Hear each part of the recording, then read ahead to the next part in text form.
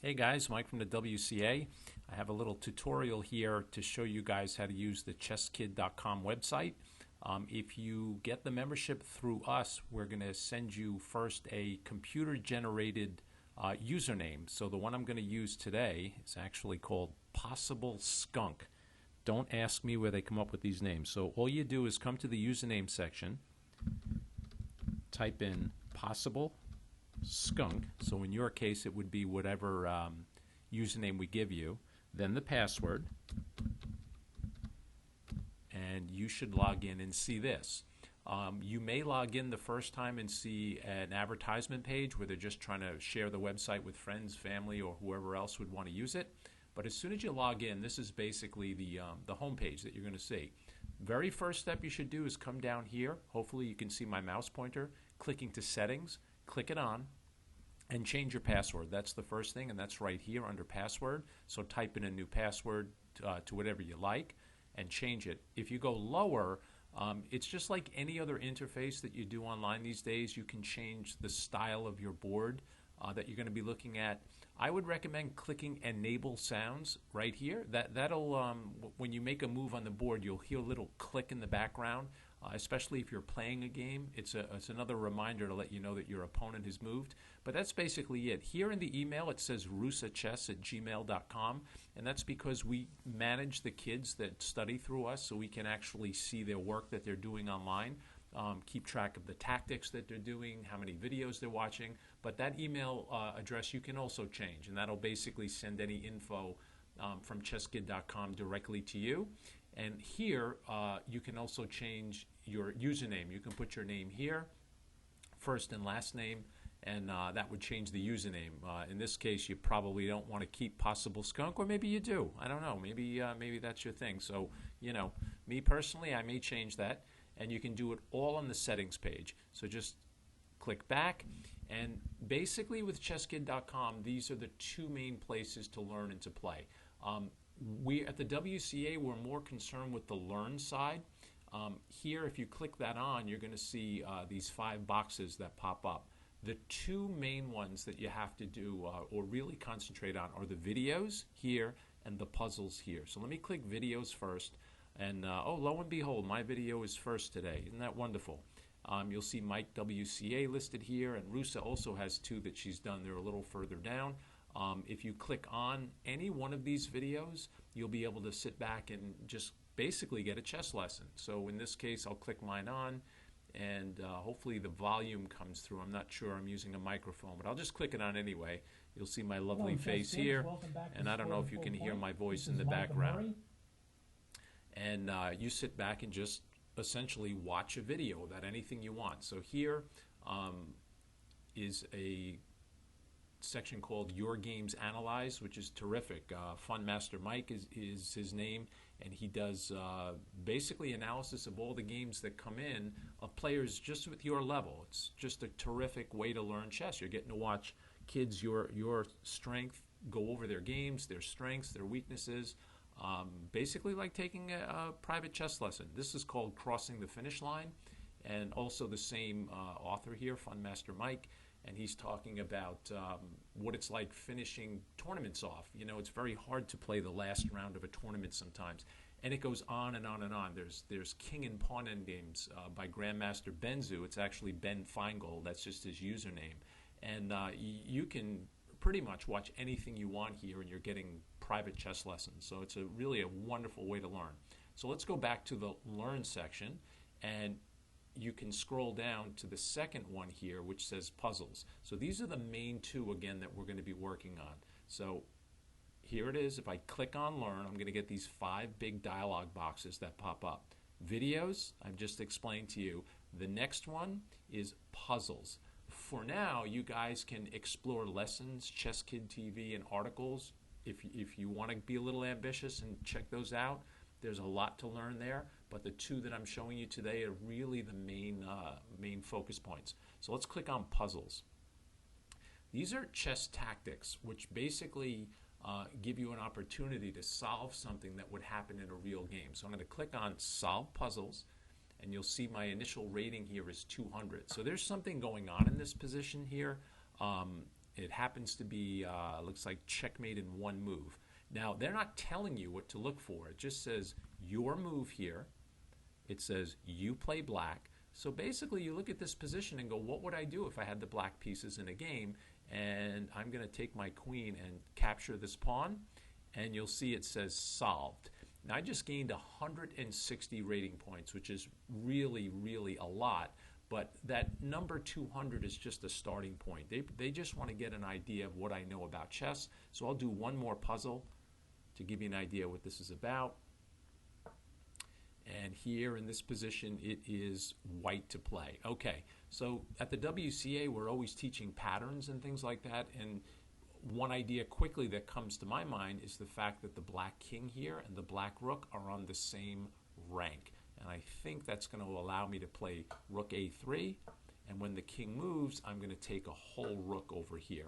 And I just picked up another 76 points. I'm on my way to Grandmaster. All right, that's pretty much it, guys. You know, you get on the puzzles and just keep on going. Eventually, when you start getting them wrong, you can lose points. But we're really just interested in you solving them. So again, as a very quick recap in this Learn section, click it on. We want to concentrate on the puzzles and on the videos. That's it. Now to the play. If you go and click on the play box, you're only going to get 4 dialogues right now. You can play against a computer, which I'll show you in a moment, and then you have 2 options here, to play fast or to play slow. Don't play slow for now, because these games can take several days. It's like you play 1 move a day or something like that. It's really not very convenient. You can go to play fast, and what'll pop up is a chessboard, just like you see here, and it looks like I'm set up to play white first, and then just come on over and click New Game. And as soon as they sign me up, and it looks like they did, now these are 15-minute games, and I'm not going to be able to play this whole game out for this video, so I'm going to wait for my opponent to respond, and game has been aborted. This happens sometimes. Could be this person's no longer at the board, so let's see what happens now. Okay, it looks like I have another game. I'm going to make a move and see if my opponent responds. Everybody must be sleeping right now. There we go. So we have a game. Now, this is 15 minutes per player. You can see the time running down here. So each of us, and now it's black's turn, so I hope you can see this highlight. They're making a move. The queen protects the pawn, and I'm just going to make a few basic moves, and I'm going to play for about 2 minutes or so. Again, I'm not going to play the whole game out because I want the video to be a little bit shorter, but I want to give you an idea of how to work this.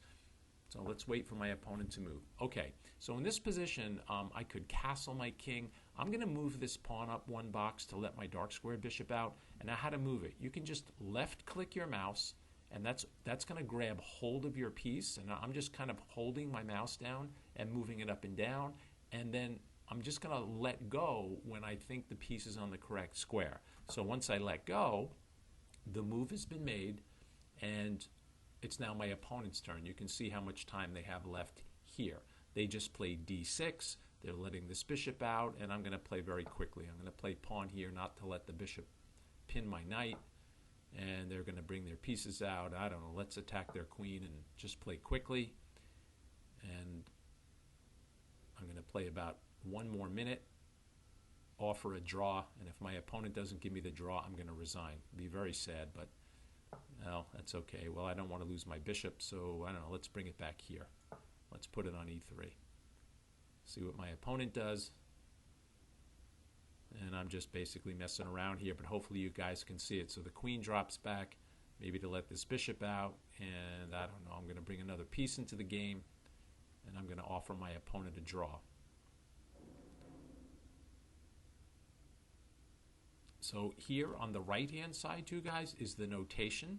And another thing that you can do is you can actually notate your games with a piece of paper as you play, which is just a terrific way to work on notation, because I know a lot of you guys complain, oh, I don't like to notate in games. So do it online when you're not risking rating points. Just set up this screen the way I'm showing you, And then very simply get a piece of notation paper. As you play the moves, write them down. If you're not sure you wrote the move down correctly, just look up here. Look at the dialog box. Perfect notation. These games can be printed out, etc. So, well, my opponent's not going to give me the draw, so it looks like I'm going to have to resign here, Chesskid fans. But, well, what are you going to do? I'm going to lose. But, you know, what the heck? I had fun. I hope you did. All right. I just resigned. How sad. Anyway, let's go back. Click on Home. Oh, here we go. Look at that. I solved the puzzle. Chesskid also sends you guys awards. You'll get these in your inbox here. They'll just pop up. So because I solved my first puzzle, I got my award. Again, in Home, you can see the trophies that you've earned. Settings is where you can change your password. The Friends column, if you are, I'll click that on for you. Because if you're a WCA student, all of the kids who sign up through us are all listed here, and there's about 100 of them. So you'll be able to see these kids online and play against them, and they're automatically your friends. So anybody you see in that friend box you know is a safe contact. They're just WCA students or contacts of ours who are in the same boat as you guys, okay? So quick review, Home, you get to check out the friends, the trophies, change your password. In Learn, click it on.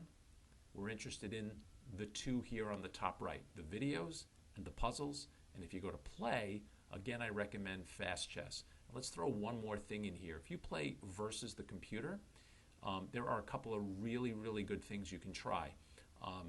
Not only can you play a full game with the computer, but more importantly is you can practice working on these basic checkmates. And let me just show you here. These are Java run right now for all of you who are into computers. So you may have to download Java in order to get this to work. But basically here, you will see these basic checkmates. And you can go down that list. And here, for example, this is a 2-rook checkmate. And I'm going to do what's known as a ladder mate. So my plan in this position is to push this black king all the way to the top of the board. And the first thing I'm going to do is I'm going to play rook to g4, and that's going to give me control of this line. And now I basically want to get the king off of this line, so I'm going to check with this rook, and that's going to force him up. Okay? And now the same deal. I want to kick him off of this line, but I don't want to let him come down. So what I'm going to do is take this rook and push him up. Now that's a good move by black because my plan was to put this rook here and kick him off of the 7th rank, but I can't do that. If I go there, he'll just take my rook. So there's a couple of ways to win this position. I'll show you the simplest. Because I want to put my rook on this line, why not put it the furthest point away from the black king? And now we have a very simple checkmate in 2 moves. First step, because the king went to the back on his own, I'm going to cut him off with this rook, and wherever he moves, we have a checkmate. And there you go. That's a pretty cool way to practice those mates. Because when you play in tournaments, that's what's going to happen. So here, that was the first one on the list. To get back to this, I just refresh my screen, click the back button, and now let's just very quickly do a checkmate with a queen and king. And again, this little dialog box that's popping up, it's because my computer is asking me to permission to run the Java. It's just a safety thing. For you guys, if you have Java on your computer, you'll get the same thing. If not, you may have to download it. And it is, definitely safe. And I think the Chesskid staff is working on this becoming a non-Java interface, which means you'll be able to use this without any additional help. Okay, checkmating with a queen and a king. Probably the most important checkmate at the scholastic level, because a lot of your games are going to end this way. Well, so many ways to teach it to you. I'm just going to start by moving my queen here, which puts the king in this kind of box. And the king is now in the position that we call a knight's hop away from the king or from the queen. If you look at the relationship between my queen and that king, my queen looks like a knight's check, right? And that's a very important position to remember, because when that happens, you kind of create this artificial chessboard. You've cut the board like, I don't know, it looks like in half here. So I'm going to waste a move with my king, and I'm going to get this guy to move. And when he moves, I'm going to copy his pattern with my queen. So he went down diagonal first, and now he just went straight up. So I'm going to go straight up. And I'm going to keep repeating this knight's distance move until the king touches the frame. Now, how did he just move? He just moved from this square to this one. He went diagonal to the right. So watch what I do. Make the same move with the queen, and eventually he's going to have to touch the frame of the board. So again, he went from this yellow highlighted square to this one here. So I do the same thing with my queen, keeping that knight's distance. Now that he's touched the frame, I'm going to put my queen here, and now the king can never, never, never get off this line. The next step is to put the queen directly across from the king for checkmate, but I can't do that now because the king will just take my queen. So I march my king to that square, and you'll see this is pretty easy to do once you get the hang of it. And now we have checkmate in one move. Can you see it? It's right here. Okay, so again, I just click back, and I love this part of the program. You can play the knight endings, you can play queen versus bishop, you can play with an extra piece, with an extra rook. Great training positions. I highly recommend that you guys work through these things. Okay, I think that's it for now. It should have given you a pretty good intro to the program. I hope you get a lot of use out of it. We really love it at the WCA, and we'll be making more of these videos to give you guys some clues of how to use it. Okay? So signing off. We'll see you guys soon.